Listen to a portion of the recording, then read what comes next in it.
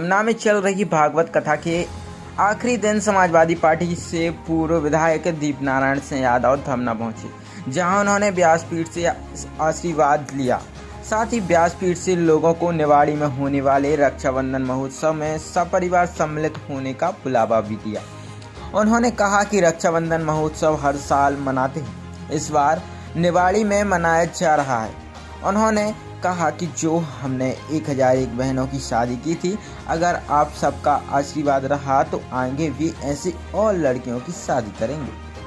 हम लोगों को भी इस पुण्य काल में सौभाग्य मिलकर सहभागी होने का। जहाँ तक भगवान की इस कथा प्रसंग के सवाल है, हम लोग अपने जीवन में इसको जोड़कर देखते हैं।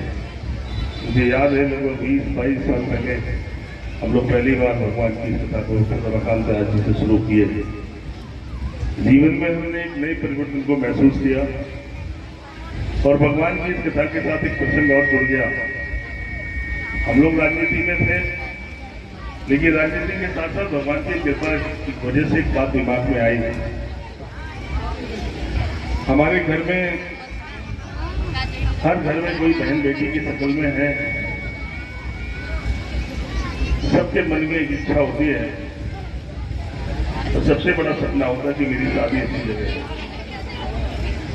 लेकिन जिंदगी के हालातों के साथ हमने कुछ चीजें देखी हैं कि गरीबी के कारण जब वो परिस्थितियां देखती है हमारी बेटी या बहन कि हमारे घर में माँ बाप परेशान हैं, शादी के लिए रिश्ते ढूंढ रहे हैं, भाई भी परेशान है, दहेज बहुत मांगा जा रहा है, तो भगवान से वो ये भी प्रार्थना करती है कि हे भगवान, हमारी शादी कहीं भी हो जाए पर मेरे माँ बाप अच्छे, मेरा भाई अच्छा रहे। ये हमारे परिवारों की सच्चाई है। और इसी भाव ने मेरे मन में एक संकल्प आया कि मैं उन परिवारों की बेटियों को अपनी बहन बनाऊंगा और उनकी धूमधाम से शादी करूंगा। 2004 में, आज से करीब 20 साल पहले, लगभग 19 साल पहले, जब हमारी उम्र में कोई ज्यादा नहीं, हम लोग एक कार्यक्रम शुरू किए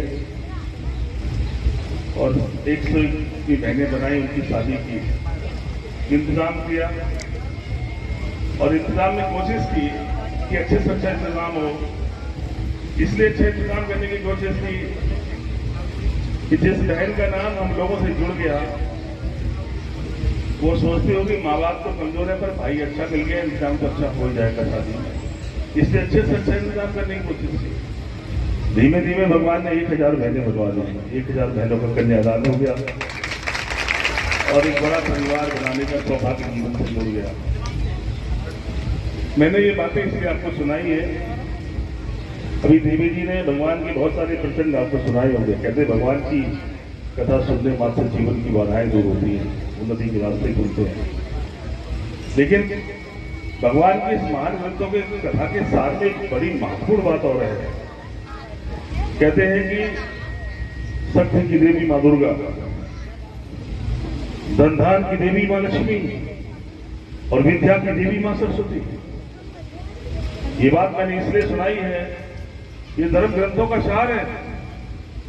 कहते हैं कि शक्ति मां दुर्गा के बगैर कोई पा नहीं सकता। मैंने ये बातें इसलिए सुनाई है कि शक्ति का स्वरूप है ये रूप जो सामने बैठा है। आप सिर्फ माता की आरती या पूजन मंदिर में कर रहे हैं और अपने घर में माँ का सम्मान नहीं कर रहे हैं तो भगवान की कृपा कभी आपसे नहीं जुड़ सकती। अगर आप माँ की सेवा कर रहे हैं तो भगवान आशीर्वाद मिलते ही तुम्हारी जिंदगी में परिवर्तन दिखेगी। ये स्वरूप ही अद्भुत बनाया भगवान ने। मैं इसलिए भी कहता हूँ, कुछ लोग कहते हैं पूजा पाठ कर रहे हैं पर जाने क्यों भगवान आशीर्वाद नहीं दे रहे हैं। लोगों से मैं यही कहना चाहता हूं कि भगवान का आशीर्वाद तो आपके घर में छुपा है। जिस दिन जिस घर में इनका सम्मान बढ़ा दोगे, धन धान की कमी रह ही नहीं सकती और इनके बगैर कोई शक्तिशाली हो नहीं सकता। ये मैं नहीं कह रहा हूं, शास्त्र कहता है कि शक्ति चाहिए तो इस स्वरूप का सम्मान करो। बलवान बनना है तब भी इनके आशीर्वाद की जरूरत है और धनवान बनना है तब भी लक्ष्मी का स्वरूप यही है। मैंने अपनी जिंदगी में ये प्रसंग इसलिए आपको सुनाया है, हमें नहीं पता गांव में क्या चल रहा है, किसी घर में क्या चल रहा है, पर अपने घर की कहानी हम सुना दे रहे हैं आपको। कि हमारे घर में हमारी मीरा से लड़ाई हुई नहीं कि नुकसान से है, हमें तुम्हारी नहीं पता क्या चल रहा है। मैं तो इसलिए कह रहा हूँ इनको कुछ न कुछ सब कुछ अच्छा हो जाना।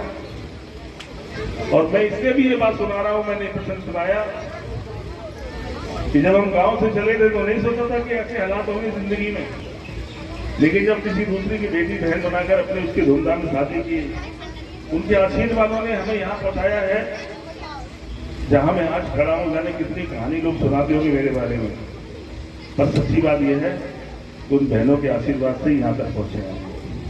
और अभी हम उन सबको बुला रहे हैं 31 तारीख में, 2 दिन बाद हर रक्षाबंधन को बुलाते हैं। इस बार निवाड़ी में बुला रहे हैं और इसलिए भी हम आए हैं। वैसे तो हमने निमंत्रण घर घर पहुंचाए हैं, पर मैं इस मंच के माध्यम से भी आपसे प्रार्थना करना चाहता हूं कि आप सभी लोग भी सादर आमंत्रित हैं। सब परिवार चूल से निमंत्रण है, सब लोग आइए। आप इस आयोजन को देखिए। और हमारी बहनें किसी बिरादरी की नहीं है, भगवान ने हमें से भी इंसान बनाया। ये जाति हमारे पुरखों ने बनाई। कोई आदमी पेड़ से पैदा नहीं हुआ, सब इंसान से इंसान बने। इससे किसी जाति से नफरत नहीं करो। और मैं इसलिए भी कहता हूं, मैं नहीं कह रहा हूं, ये शास्त्र भी कहता है।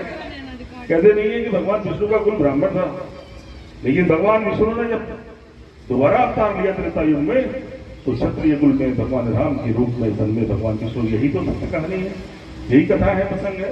कहते हैं भगवान विष्णु ने जब तीसरा अवतार लिया तो यादव परिवार में भगवान कृष्ण के रूप में जन्मे।